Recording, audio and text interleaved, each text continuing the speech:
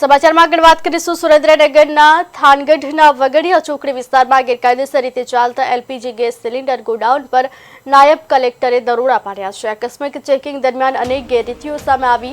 ધ્રુવીન વીરેન્દ્ર વીરાના દ્વારા સંચાલિત ગોડાઉન 2019થી ગેરકાયદેસર રીતે ચાલતું હતું।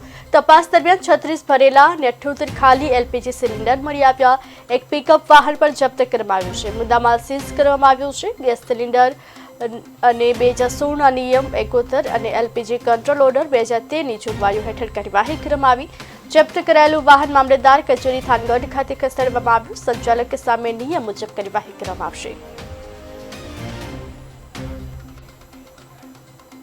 આજ રોજ સવારે 10 વાગ્યાની અરસની અંદર અમારી નાયબ કલેક્ટર પ્રાંત ચોટીલાની ટીમ સાથે અમે થાનગઢ તાલુકાના જુદા જુદા વિસ્તારમાં તપાસણીમાં હતા। તે દરમિયાન થાનગઢથી મૂળી તરફ જતા રસ્તા પર એક બોલેરો પિકઅપ વાન જેનો નંબર છે GJ13AW4671 gas cylinder LPG gas cylinder છે એટલે કે ઘરેલું ગેસ સિલિન્ડર છે ઉતારી રહ્યો હતો।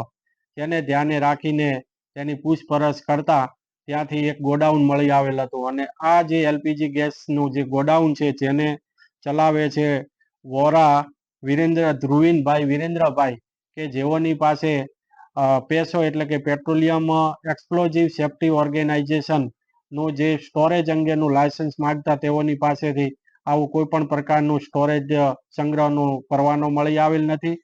તદ્દન ગેરકાયદેસર આ ગોડાઉન ચાલી રહ્યું હતું।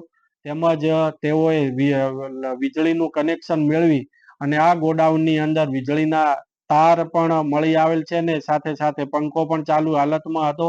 એટલે કે પોતે પોતાના જીવનું જોખમ અને સાથે સાથે ત્યાંના રહીશોના જિંદગી જોખમમાં મૂકી અને આવો તદ્દન ગેરકાયદેસર ધંધો કરી રહ્યા।